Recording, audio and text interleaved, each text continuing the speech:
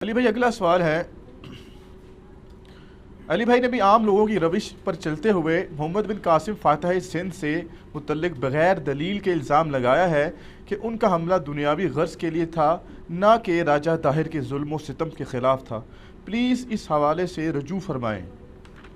Please قرآن و حدیث کو والا پیش کریں تو ہم رجوع فرما لیں گے۔ آپ بھی تاریخ بیان کر رہے ہیں اور میں بھی تاریخ بیان کر رہا ہوں، تو رجوع کس بات کا؟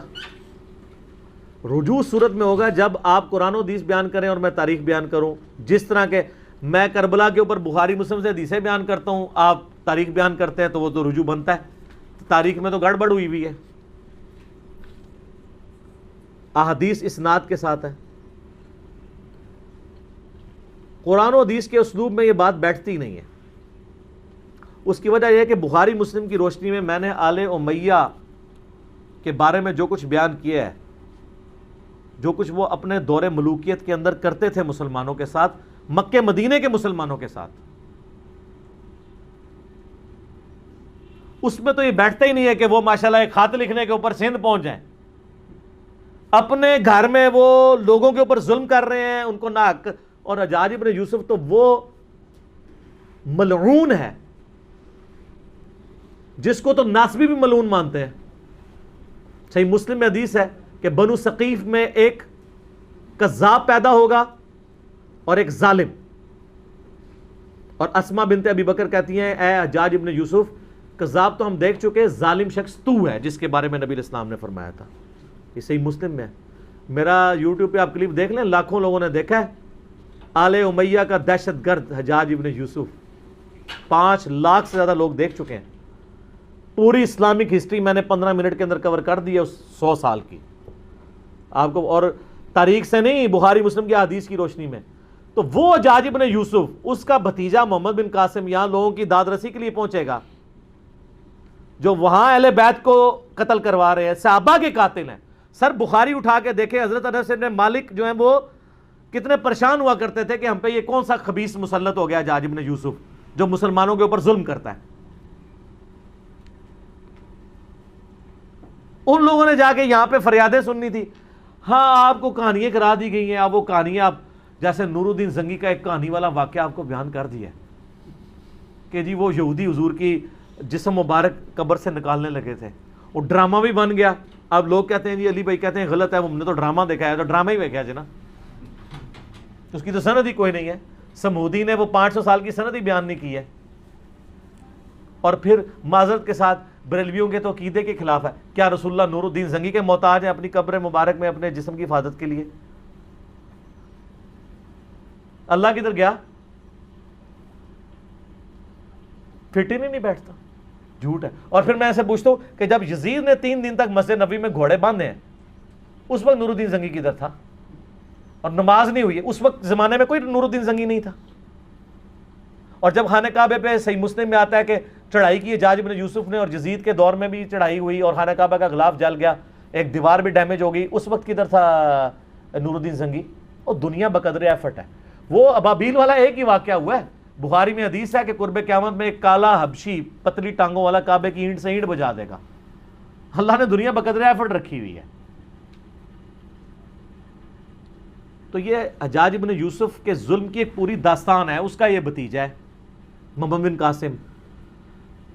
دوسری طرف اہل سنت اہل تشیع کی دونوں کی تاریخ کی کتابیں اٹھائیں، حدیث میں تو ان کے پلے بھی کوئی شے نہیں نا، کس حدیث میں محمد بن قاسم کا نام آیا؟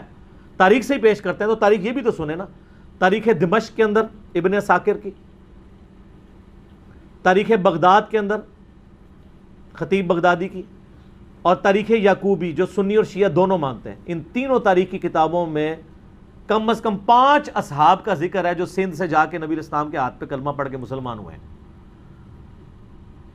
یہاں پہ 5 صحابہ آئے ہیں نبی علیہ السلام کے، تو اسلام تو اسی زمانے میں آ گیا تھا۔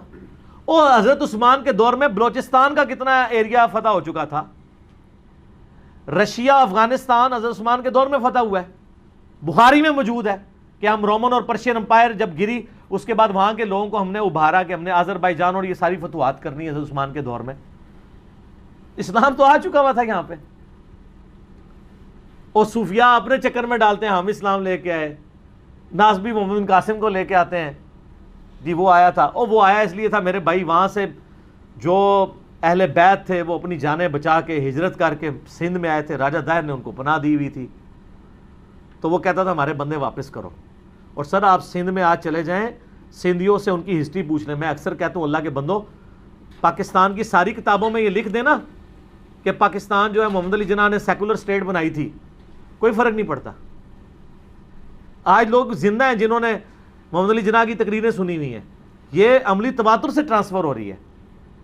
اور یہ کہ جی مسلمانوں کا قتل عام ہوا تھا، یہ کتابوں سے نکال بھی دیں تو وہ مسلمان تو نسل در نسل رہیں گے نا. کسی کی دادی مری ہوئی ہے، کسی کا دادا مرا ہوا ہے، جب وہ اپنی اولاد میں ٹرانسفر. آج بھی جتنے مہاجرین ہیں 70 سال ہو گئے، آپ ان سے پوچھیں وہ بتائیں گے کہ ہمارا، کوئی کہے گا میرا دادا قتل ہوا تھا، کوئی کہتا میرا پردادا قتل ہوا تھا. آپ 200 سال بعد بھی چلے جائیں گے نا، وہ بتائیں گے ہمارے ابا اجداد کو قتل کیا گیا تھا. اس کے لیے آپ کو ہسٹری کی کتاب پڑھنے کی بھی ضرورت نہیں ہے. تو جن اہل بیت کے ساتھ ظلم ہوئے ہیں نا، ان سے بھی تو پوچھیں. اہل بیت میں سے سنی ہو یا شیعہ سید جہاں پہ بھی موجود ہیں، ان سے آپ پوچھیں کہ یہاں پہ محمد بن قاسم کیا لینے آیا تھا. وہ تو نہیں مانتے، وہ تو کہتے ہیں ہمارے ساتھ ظلم کیے، اور تاریخی کتابوں میں بھی موجود ہے. اور پریکٹیکلی حجاج ابن یوسف کا پورا کریکٹر ہے. اور سر جو اپنے ملک کے اندر 2 نمبری کر رہے ہیں اور دوسرے ملکوں میں جا کے ماشاءاللہ لوگوں کی حفاظت کریں گے، وہ یہ فٹ ہی نہیں بیٹھتا. تو سندھیوں کو پتا ہے کہ وہ کیا کر کے گیا ہے. اور پھر آپ کو سب کو یہ پتا ہے کہ جب محمد بن قاسم نے سندھ کا وہ علاقہ فتح کیا تھا، تو اس کے بعد آپ کو بتایا جاتا ہے کہ پھر بعد میں محمد بن قاسم کو واپس بلا کے جیل میں ڈال دیا گیا. یہ اس ڈرامے میں بھی دکھایا گیا جو محمد بن قاسم پہ ڈرامہ بنایا تھا پی ٹی وی نے. ہم یہ پوچھتے ہیں کہ محمد بن قاسم کو جیل میں نے ڈلوایا تھا، انجینئر صاحب کی ویڈیوز دیکھنے والوں نے ڈلوایا تھا، وہ جیل میں کیوں ڈالا گیا تھا؟ اس لیے کہ پیچھے خلیفہ چینج ہو گیا تھا. پہلے خلیفہ تھا عبد الملک بن مروان کا بیٹا ولید بن عبد الملک. حجاج ابن یوسف اس کا رائٹ ہینڈ تھا. حجاج ابن یوسف کو اس نے کوفے کا بھی اور حجاز کا گورنر بنایا ہوا تھا. لیکن اس کے ظلموں کی ایک داستان تھی، لوگ تنگ تھے. اس کے باپ نے وصیت کی تھی کہ ولید کے بعد خلیفہ بنے گا اس کا چھوٹا بھائی سلیمان بن عبد الملک. لیکن ولید کو بھی لالچ آ گئی، کیونکہ یہ تو ہے ہی لالچی دور ہے نا. جب یزید کے ابا جی کو لالچ آ گئی کہ میرا بیٹا خلیفہ بنے، تو ولید بن عبد الملک تو صحابی بھی نہیں، اس کو نہ لالچ آئے کہ میرا بچہ بنے. حالانکہ وہ خود بھی اس وصیت پہ بنا تھا جو اس کے بیٹے نے، ابے نے کی ہوئی تھی. تو سارے گورنروں سے اس نے بیعت لے لی کہ میرے مرنے کے بعد میرا بیٹا خلیفہ بنے گا. ایک گورنر تھا جس نے انکار کر دیا، اور وہ تھا عمر ابن عبد العزیز. وہ اس وقت حجاز کے گورنر تھے، اور کوفے کا گورنر تھا حجاج ابن یوسف. عمر بن عبد العزیز کو جیل میں ڈلوا دیا ولید بن عبد الملک نے، گورنر ہونے کے باوجود. لیکن وہ ہارد العزیز شخصیت تھے، اس لیے اس وقت ذرا پروٹیسٹ ہوئے تھوڑے بہت، اور معاملہ انہوں نے ڈیلے کیا. اسی ڈیلے کرنے کے دوران اچانک ولید کی ڈیتھ ہو گئی.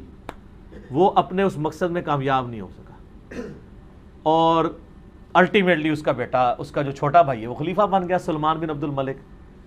سلمان بن عبد الملک جیسے ہی خلیفہ بنا تو اس کو یہ احسان یاد تھا کہ عمر بن عبد العزیز کی وجہ سے میں خلیفہ بناؤں. اگر عمر بن عبد العزیز بھی بیعت کر لے، پھر عمر بن عبد العزیز کوئی عام آدمی نہیں تھا. عمر بن عبد العزیز ان کا بینوئی بھی لگتا تھا، ولید بن عبد الملک اور سلمان بن عبد الملک کا، کیونکہ مروان کے 2 بیٹے تھے، عبد الملک بن مروان اور عبد العزیز بن مروان. اور عبد العزیز کا بیٹا تھا عمر بن عبد العزیز. عمر بن عبد العزیز کی جو بیوی تھی نا فاطمہ، وہ ولید بن عبد الملک کی بہن تھی. تو ظاہر جیل میں ڈلوا سکتا تھا، مروا نہیں سکتا تھا. تو اس لیے کہتے ہیں کہ تاریخ انسانی میں اتنی پاورفل خاتون کبھی کوئی نہیں آئی کہ جس کا خامن بھی 3 براعظموں کا خلیفہ عمر بن عبد العزیز، جس کا باپ بھی 3 براعظموں کا ملک عبد الملک بن مروان، اور جس کے 4 بھائی ولید بن عبد الملک، یزید بن عبد الملک، ہشام بن عبد الملک، یہ لوگ 4 بھائی اور یزید بن عبد الملک، وہ خلیفہ، باپ خلیفہ، 4 بھائی خلیفہ، خامند خلیفہ، فاطمہ بنت عبد الملک. تو جب وہ خلیفہ بن گئے سلمان بن عبد الملک. سب سے پہلے عمر بن عبدالعزیز کو آزاد کروایا گیا. عمر بن عبدالعزیز نے کہا کہ جی سب سے بڑا کلپرٹ ہے حجاج ابن یوسف, اس نے ظلم کا بازار گرم کیا ہوا ہے, صحابہ کو قتل کروایا ہے, اس کے بارے میں حدیثیں بھی تھی.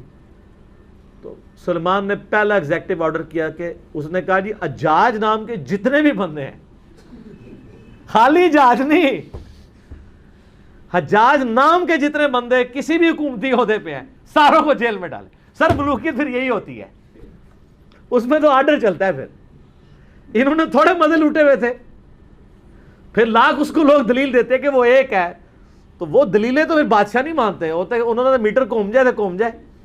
انہوں نے کیا حجاج نام دے جتنے بندے نے سب نو جیلیں چ پاؤ, اور ان کے جتنے رشتہ دار ہیں نا جو جو حکومتی پوسٹوں میں ان کو بھی جیلوں میں ڈالو. تو محمد بن قاسم جو بھتیجا تھا اس کو بھی پکڑ کے جیل میں ڈال دیا گیا.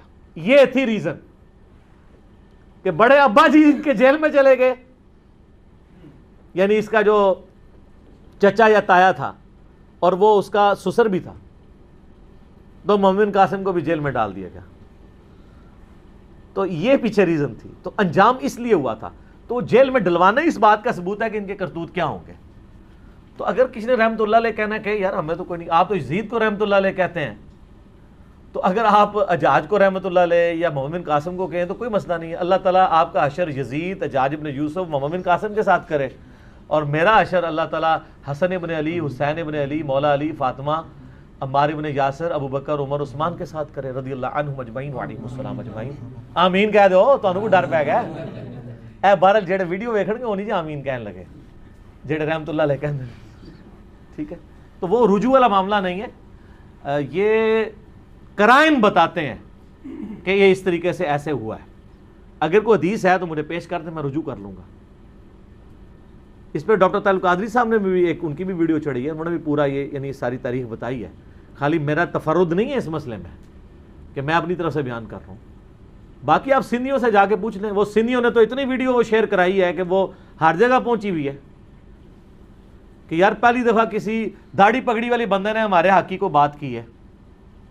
خام خواہ مطلب ان لوگوں نے اس کو ہیرو بنایا ہوا تھا, اس نے تو ہمارے ساتھ یہ کیا ہے. ادھر میں یعنی کافروں کی نہیں بات کر رہا, مسلمانوں کی. ٹھیک ہو گیا. اور میں اپنی طرف سے بات نہیں کر رہا, میں نے یہ کربلا والے ریسرچ پیپر میں یہ ساری حدیثیں ڈالی ہیں. یہ میں ذرا اس کا تعارف بھی کرا دوں میرے بھائیو. یہ میں نے ایک ریسرچ پیپر لکھا ہے, واقعہ کربلا کا حقیقی پس منظر, 72 صحیح الاسناد احادیث کی روشنی میں. 72 کا ٹائٹل تو شہدائے کربلا کی نسبت سے ہے, احادیث اس میں 200 سے زیادہ ہیں, جس میں میں خلفائے راشدین سے شروع ہوں, سیدنا عمر کی شہادت سے شہادت حسین تک. حقیقی خلفائے راشدین کون ہیں؟ شہادت عثمان کے اصلی اسباب, جنگ جمل, صفین, نہروان, حضرت معاویہ کا دور ملوکیت, صلح حسن, اس کے بعد یزید کی ولی عہدی, اور الٹیمیٹلی حضرت حسین ابن علی کی مظلومانہ شہادت رضی اللہ عنہما وعلیہم السلام. اس کی سافٹ کاپی آپ ہماری ویب سائٹ ahlsunnatpak.com سے فری ڈاؤن لوڈ کریں. 5B ریسرچ پیپر ہے, ہارڈ کاپی فری, اور اس کے ساتھ باقی ریسرچ پیپرز ہیں ٹوٹل 9, 3 اذکار کارڈ ہیں, وہ آپ منگوا سکتے ہیں. صبح 9 سے مغرب تک ہماری اکیڈمی کا نمبر کھلا ہوتا ہے, +92 کے کوڈ کے ساتھ 3215900162, اور پاکستان سے کریں گے تو 032159000162. کال کریں, اپنا ایڈریس ٹیکسٹ میسج کریں, فری کاپی آپ کے گھر آ جائے گی. ایک کاپی تو ہم سب کو فری دیتے ہیں.